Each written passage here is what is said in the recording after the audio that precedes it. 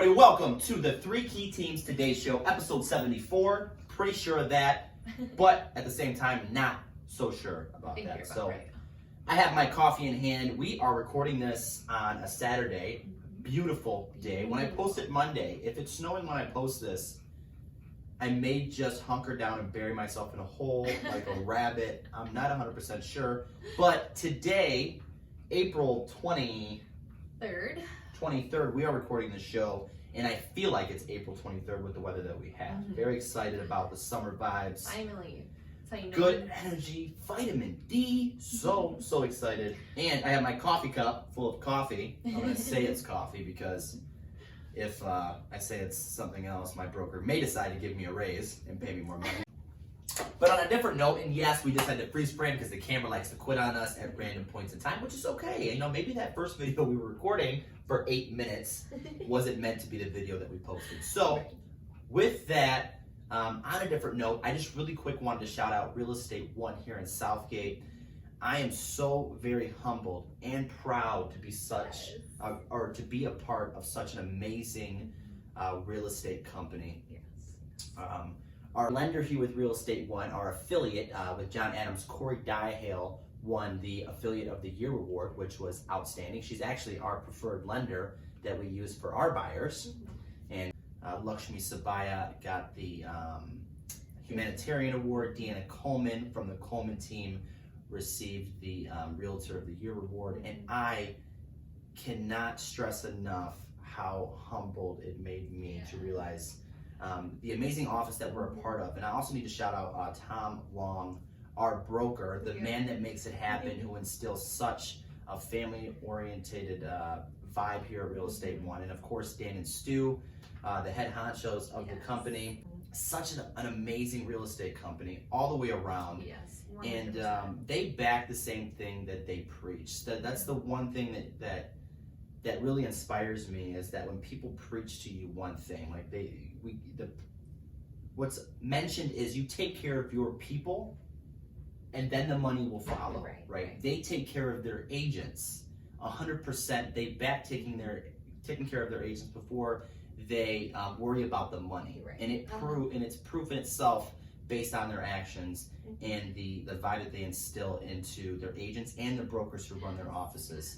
And it shines bright through our broker, Tom Long, who continues to uplift us, and I know uplift all the agents in this office. So just really quick, wanted to shout Real Estate One here in Southgate off. We out English, guys. The last video I had better English. I don't know, maybe that's what I meant to give you guys this week.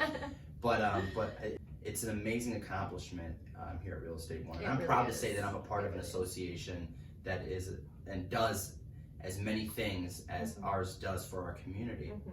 And also wanted to mention that, you know, there is this, what are you gonna call that? This, what people assume that real estate agents do is just help people buy and sell houses. Stereotype, I guess. Stereotype, or I mean, that's kind of what is presented to people. And so before I was in the business, that's kind of what I thought too. But I want to mention that there's so much more to being a real estate agent than just the buying and selling aspects. And while there may be some agents out there that's all that they really worry about, but the way that me and Hannah, and I know the majority of the agents in our office, view being a real estate agent is above and beyond just helping people buy and sell. 100%. We are the front line in our community as far as housing. Every community, every municipality has homes, right? And we are standing with our clients, making sure that their property values are understood, making sure that, you know, if there's tax issues as far as as far as our properties, that we are addressing them. We're standing there on the legislative committees, fighting and combating any possible issues that would affect our community as far as properties. So there is a lot more to being a real estate agent than just the buying and selling. And again, I'm so very humbled and proud to be a part of an office who instills that kind of momentum when helping agents build a brand and a business. So enough tear jerkers for me today. I just can't stress that enough, how proud I am to be a part of Real Estate One here in Southgate. So shout out to them. Agree. And another thing before we jump into our real estate topic for the day, something I heard earlier this morning I would mention this before. Me and Hannah like to listen to podcasts and motivational speeches when we wake up to kind of set our mood for the day and really put us in a direction of positivity. I heard something today by the famous Jim Rohn, one of my favorite motivational speakers, who has passed actually a while ago, and I recently learned that. Which is sad. I wish I could have met him. Great man. I definitely would have went to his seminars for sure. He's a very inspirational person, but he mentioned, and I may not be able to present this the way that he presented it, but he mentioned that you can make an orange look like an apple. You can paint it, make it look like an apple, but if you squeeze that orange, you're going to get orange juice. Right. You're not going to get apple juice. You're not going to get pear juice. You're not going to get watermelon juice. Right. You're going to get orange juice, and that's what's on the inside. So if you are feeling a certain way on the inside, if it's negativity, you're feeling it on the inside. Right. I feel like the world is squeezing you. If you get squeezed, or if you're presenting yourself and you're feeling a certain way, that is what you're giving out to the world. And it really just stuck with me. So I figured, man, I would throw this into this show because I feel like some people need to hear that. If you're feeling a certain way on the inside, you are going to ultimately reveal that energy, and what you give, you get. Right. And it really rang true to me, because sometimes I try to present myself maybe as an apple when I'm an orange on the inside, and I'm trying to present myself as really positive for the day, but in the inside, I'm feeling a little bit negative, not in the best mood. Right. And it just reminds you that it takes time to really build yourself up and make sure you're feeling a certain way on the inside if you want to present and give yourself that life at the end of the day of positive affirmations, energy, and positive just gravity towards yourself. Right. And I hope I explained that the best way I could. I'm pretty sure if you looked up Jim Rohn and the orange, you'll probably explain it better than I did. But that's a little bit of positivity for you guys today on this week's episode. That is our goal: positive impact one day at a time and cracking the code. So, with that being said, we're going to talk about some of the shenanigans we've been dealing with within our real estate business on a transactional basis. So, really quick, we talked about title, different types of title, the importance of having a title company do a title search before you purchase a property or before you put a house on the market to make sure there's no issues and to make sure that you're going to be purchasing a home safely without any issues. So, and legally. quiet title. Shh. Like, be quiet title. Let's remove any issues that are on title. And before we talk about quiet title and why you need it, when to use it, we're going to give a couple of baselines to help you guys understand why you may need to use quiet title. Right. So, in the event, let's just use a couple scenarios here. In the event, boyfriend, girlfriend, not married, decide to purchase the property. Right. They purchase the property. One of them is like, all right, I'm done with this relationship. I'm disappearing. Right. They never sign off on anything. 10 years go by. Left with one person taking care of everything. Right. This person decides, okay, I'm ready to get out of here. I'm done with it. Bad memories, whatever the hell it may be. They want to sell the property. There's a problem. We need this person who we haven't heard from in 10 years. Right. Or so. To sign in order to sell this property or to get rid of this property, right? Right. We can't get a hold of them. So what do we have to do right now? Quiet title. We have to remove this issue. So basically, right, you explained it, it's a lawsuit. Yeah, it's a lawsuit or a legal proceeding to clarify the who's the rightful owner. Right. So they will reach out, right? They'll do the legal thing. They'll reach out to this person who has a claim to the property. If we have no response, then there's no dispute towards this person, and then ultimately the decision will be to remove that cloud on title. This person has the right to sell the property now. Right, exactly. Right? That is the process of quiet title. Another scenario you could use is if you used a mortgage company back in 1953, just for example, and they're the one who provided you the mortgage. They went out of business, but you paid them off in 1978. But they never removed or clarified that debt was paid off. Right. We have an issue.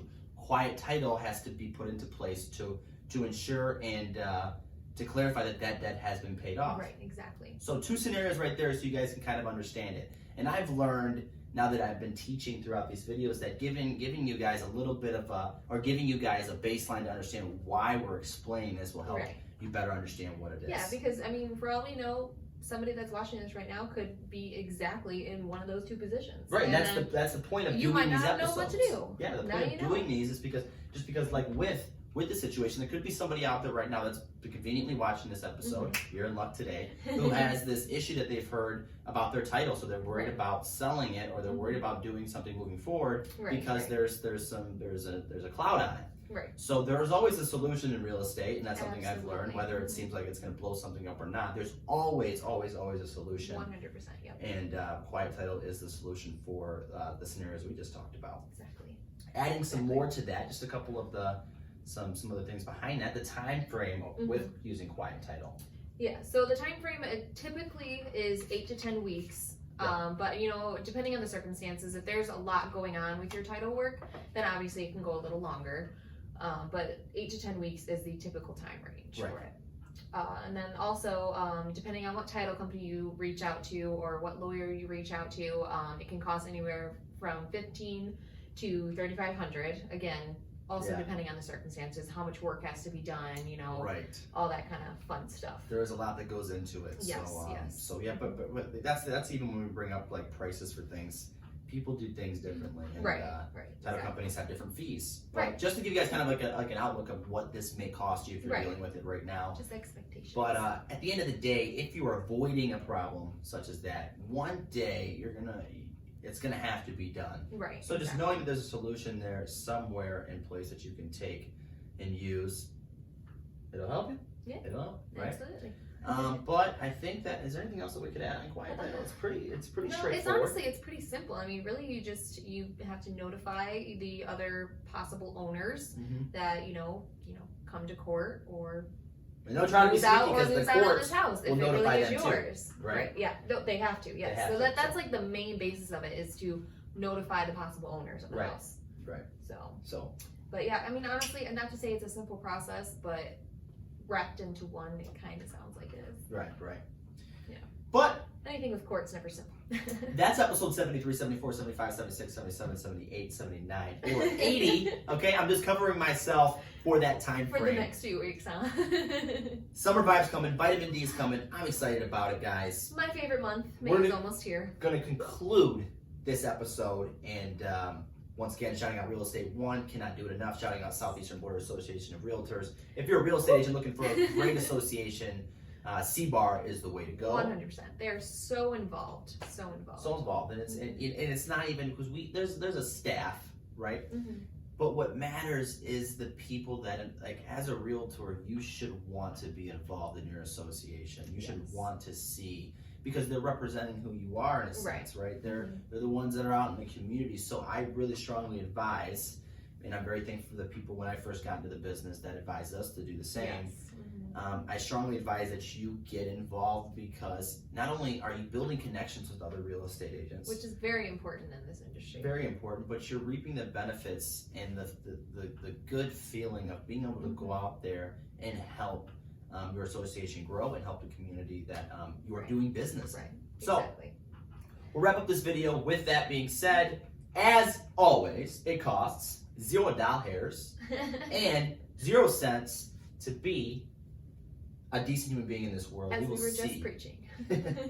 We will see you guys on the next episode.